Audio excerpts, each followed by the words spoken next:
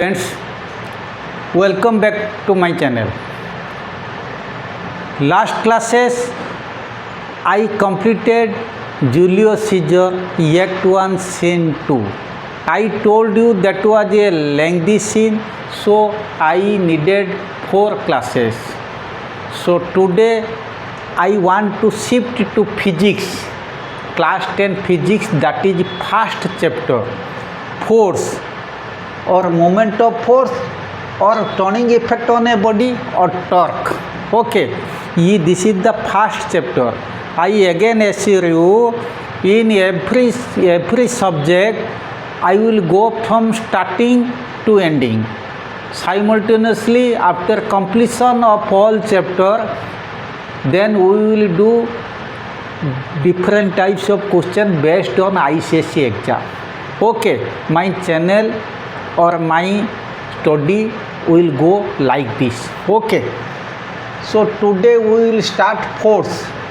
In force, moment of a force or moment of force or turning effect on a body or torque. Okay, before going to this, I just want to clarify you what is force. This thing you must have studied in junior classes. So force is a cause. I just recall you, force is a cause that tends to change. Force is a cause that changes or tends to change the position of rest or uniform motion of a body.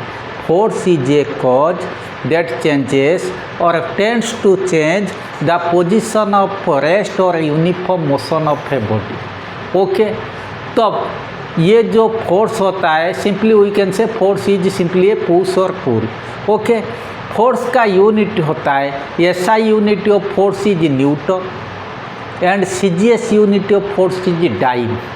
Okay, so SI unit of force is newton, CGS unit of force is dyne. In exam question goes like this: what is the SI unit of force and what is the CGS unit of force?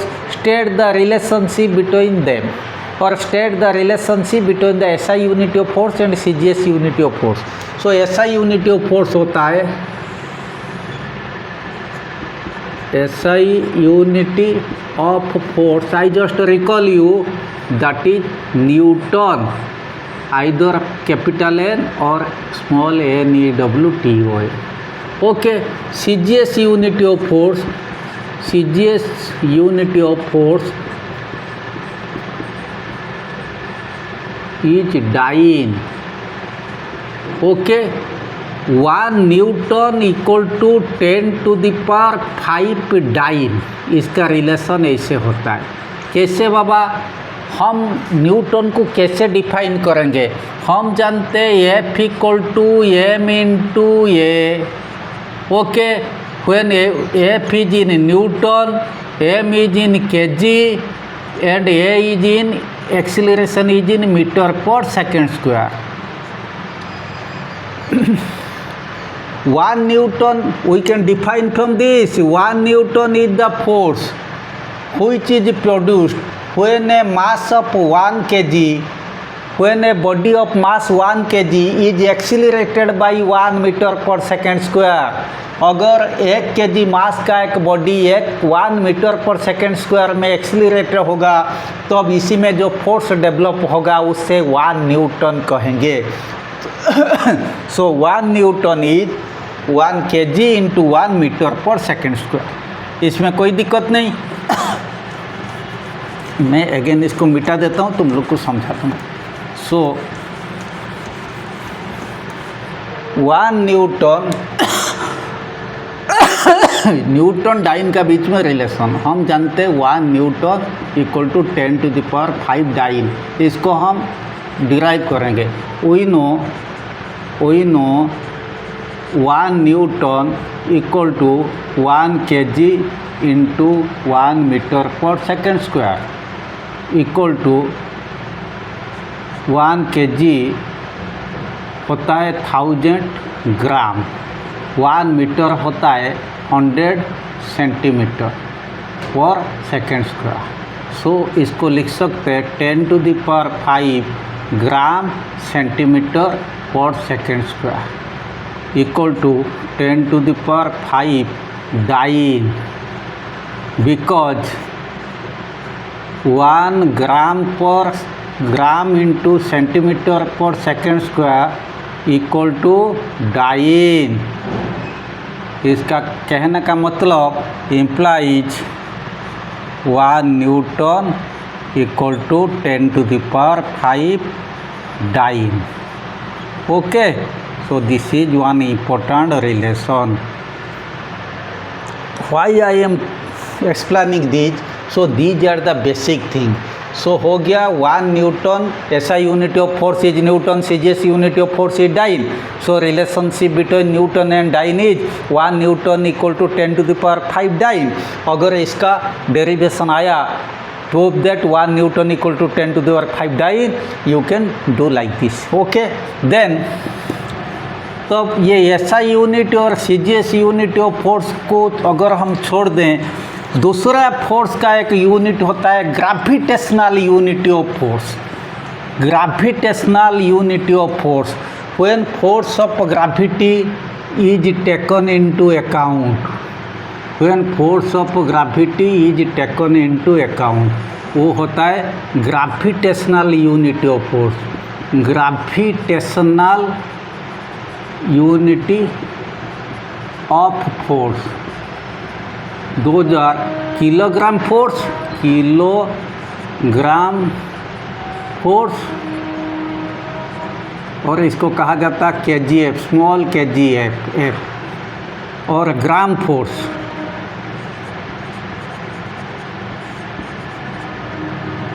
इसको कहा जाता है GF, small GF. Okay, so gravitational unity of force मतलब force of gravity को हम माने consider करते, क्योंकि हम जानते हैं पृथ्वी कोई भी चीज़ को अपनी सेंटर तरफ खींचता है, वो जो खींचने का कारण होता है due to force of gravity. और वो फोर्स ग्रेविटेशनल फोर्स के लिए जो एक्सीलरेशन इसी में अप्लाई होता है उससे कहा जाता एक्सीलरेशन ड्यू टू ग्रेविटी. लेकिन न्यूटन में हम एक्सीलरेशन ड्यू टू ग्रेविटी नहीं लिए, हम खाली एक्सीलरेशन को 1 मीटर पर सेकेंड स्क्वायर लिए थे.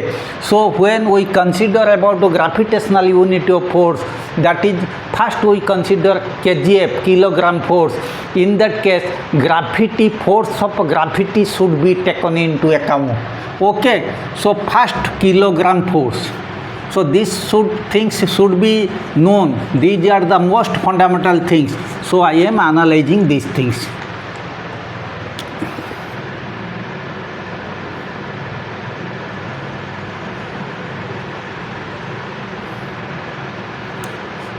किलोग्राम फोर्स, इसको कैसे कहेंगे? We know 1 newton equal to 1 kg into 1 metre per second square, multiplying 9.8 on both side implies 9.8 newton equal to 1 kg. यहाँ पे मैंने 9.8 लिख दिया. तुम्हारे मन में ये आएगा सर 9.8 यहाँ इंटू किए, इसमें क्यों बीच में इंटू किए?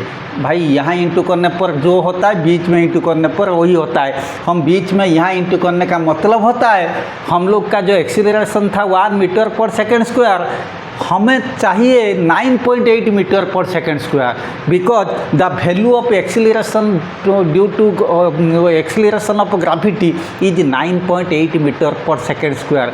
This is arbitrarily chosen as 9.8 metre per second square at every place of the earth, though it varies from place to place. भले वो हिमालय का ऊपर थोड़ा अलग है, पृथ्वी का वो अंदर अगर जाएंगे धीरे धीरे वो ग्रेजुअली कम रहता, इवन सेंटर ऑफ द अर्थ में वो 0 होता, लेकिन फिर भी वो पोल में अलग रहता, ज़्यादा रहता, इक्वेटर में वो इक्वेटर में कम हो जाता. ये सब चीज़ तो हम पहले जानते हैं, फिर भी इसको हम 9.8 सब जगह में चूज किए हैं, considering 9.8 at every place of the earth.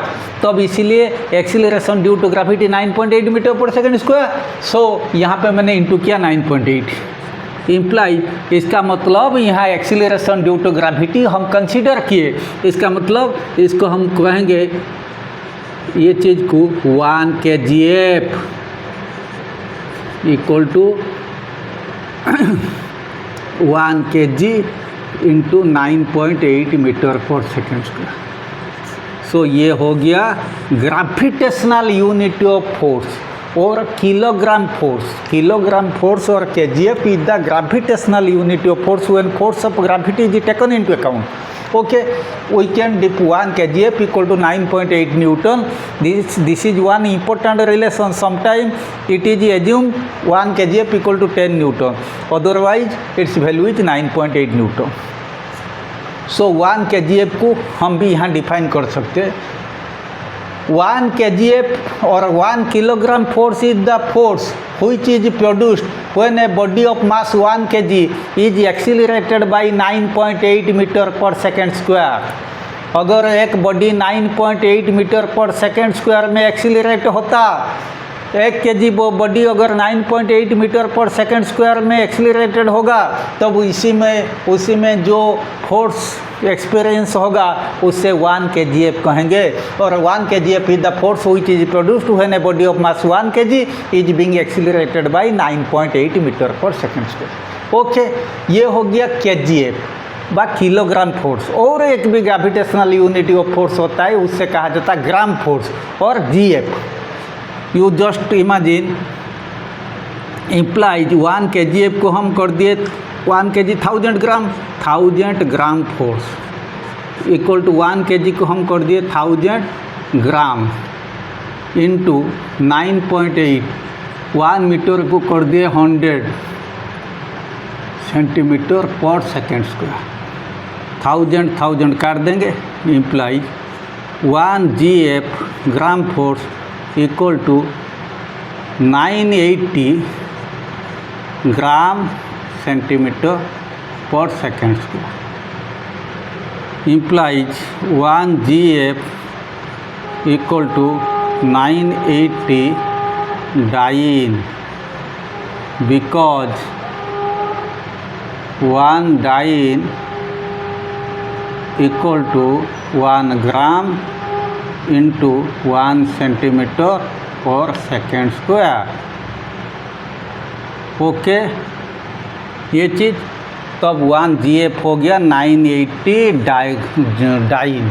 Okay, तब ये हो गया जैसे 1 kgf हो गया कितना है 1 kg into 9.8 metre per second square. 1 gf हो गया माने 980 डाइन बा 1 kgf equal to 9.8 newton, 1 gf equal to 980 dyne. Okay, so now in force I already clarified you SI unit of force, CGS unit of force, relationship between SI unit of force and CGS unit of force, also to other important forces unit of force that is gravitational unit of force that is kilogram force or kgf and gram force that is gf। okay, so now I will proceed further by saying you what do you mean by moment of force। Moment मतलब कोई body turn मारता जो उसे moment कहा जाता। So moment of force और turning effect on a body और torque. Okay, this is very important. Moment of force और turning effect on a body और torque, it is defined as the product of the magnitude of the force। Now it is defined as the product of the magnitude of the force and perpendicular distance of the line of action of force from the axis of rotation। मतलब अगर कोई body ऐसे एक body होता है, सो यहाँ पे एक हम फोर्स डालते हैं, this is the line of action of force. ऐसे सपोज ये एक हिंज यहाँ पे ये सेंटर से ये एक्सिस ऑफ रोटेशन,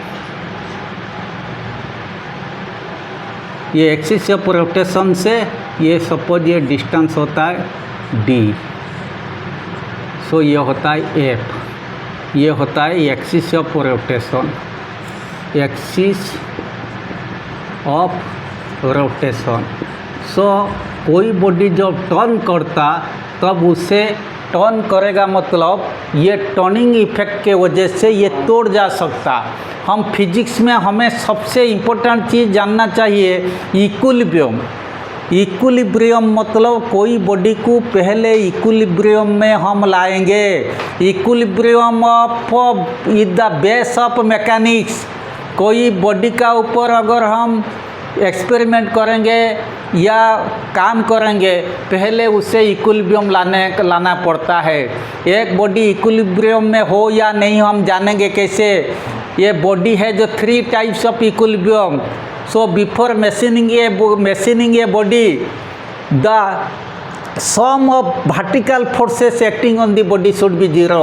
मतलब ऊपर से जितना फोर्स गिरता होगा नीचे समान फोर्स गिरना चाहिए ताकि sum of all upward forces should equal to sum of downward force.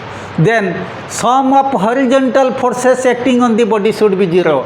मतलब rightward force should be equal to leftward force. तब ये बॉडी हॉरिजॉन्टल वर्टिकल इक्विलिब्रियम में आ गया। हॉरिजॉन्टल इक्विलिब्रियम में आ गया। इसके बाद इक्विलिब्रियम ड्यू टू मूवमेंट। मतलब ऐसे भी हो सकता और ऐसे भी तोड़ जा सकता। ओके, ये जो तोड़ता है ये भी बड़ा डिफ़िकल्ट चीज़ होता है। अगर कोई भी बीम, ये बीम यहाँ पे दीवार में सपोज यहाँ फिक्स रहा, यहाँ मैंने फोर्स डाला, वो ऐसे तोड़ जा सकता। ऐसे अगर तोड़ जाएगा तब ये इसका मतलब ये फोर्स गिरने पर ये इक्विलिब्रियम में रहा नहीं। तब उससे क्या करेंगे हम इक्विलिब्रियम में लाने के लिए? तब इसमें जितना फोर्स देते नीचे समान फोर्स देंगे। लेकिन ये जो देंगे इसको जो हम बोलते हैं मोमेंट ऑफ फोर्स, ये वर्टिकल फोर्स नहीं, मोमेंट ऑफ फोर्स और टर्निंग इफेक्ट होने बॉडी, ये जो टर्न करता और torque is defined as the product of force और magnitude of force and perpendicular distance between the line of action of force and axis of rotation. तब एक body को बचाने के लिए इक्विलिब्रियम में लाने के लिए हम लोग का 3 ऑप्शन होता है। Sum of all vertical forces should be zero और सिग्मा एफ भी should be zero. Sum of all horizontal forces should be zero और sigma F H capital H should be zero. Sum of all movement means clockwise movement acting on the body should be equal to anti-clockwise movement acting on the same body और sigma capital M should be 0। तब equilibrium में आने के लिए ये चीज़ होना चाहिए। सो equilibrium फिर क्या होता है? इक्विलिब्रियम होता है when a number of force act on a body but there is no change in its position of rest or uniform motion, then the body is said to be in equilibrium।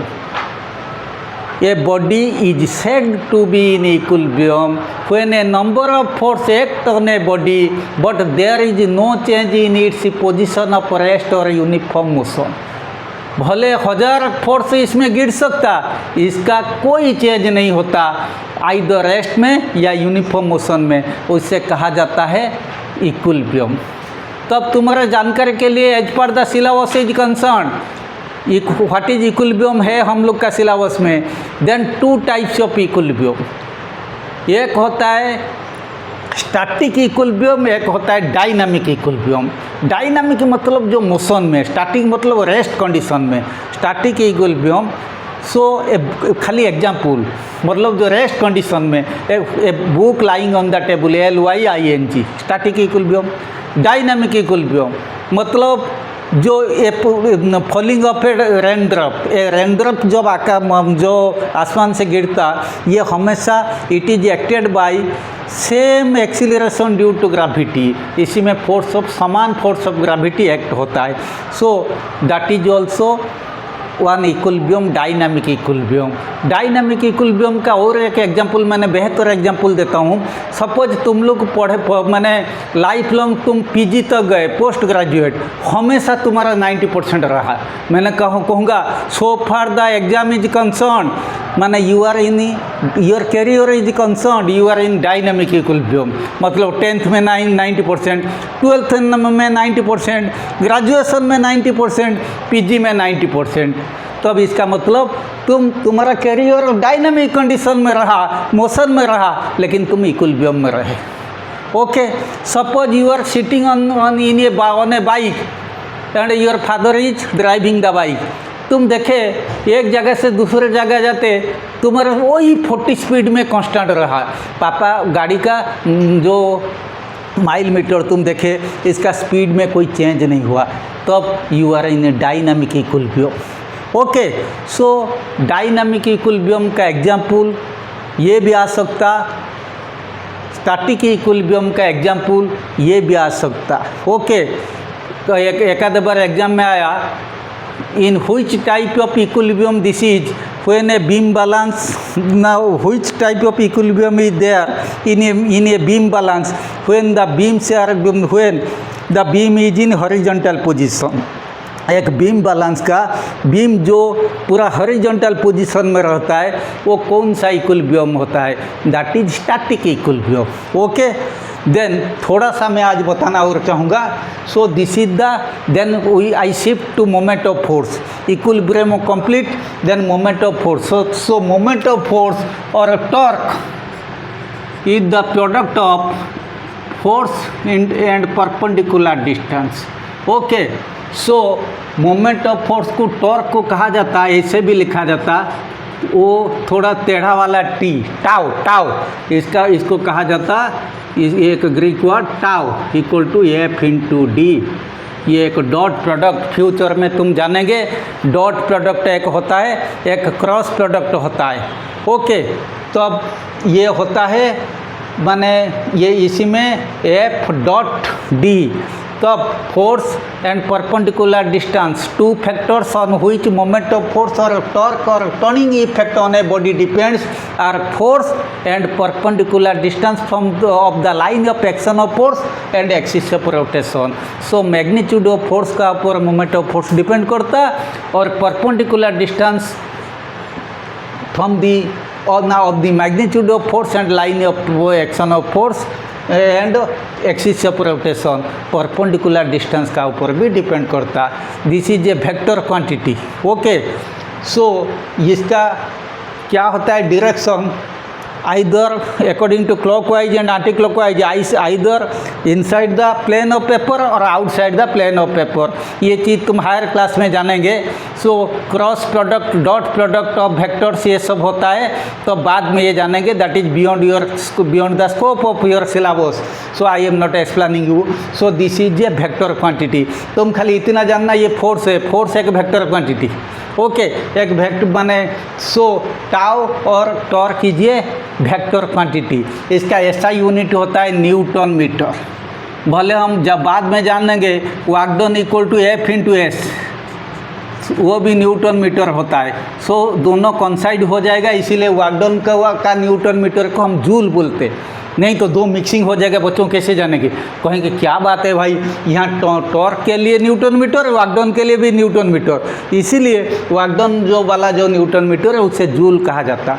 So today up to this much completed, moment of force या torque, what is torque और turning effect on a body, और माने moment of force, इसका definition, two factors on which moment of force depends, ये हो गया, what is equilibrium ये हो गया, what are the two types of equilibrium ये हो गया, examples of two types of equilibrium ये भी हो गया। सो precisely from starting I am teaching you, in coming class just after 2-3 days I will continue the rest position, the rest portion, and simultaneously the moment of force or turning effect on a body or simply force. This chapter will take 4 to 5 class including numericals. Please bear with me. Okay, thank you for today. Thank you very much.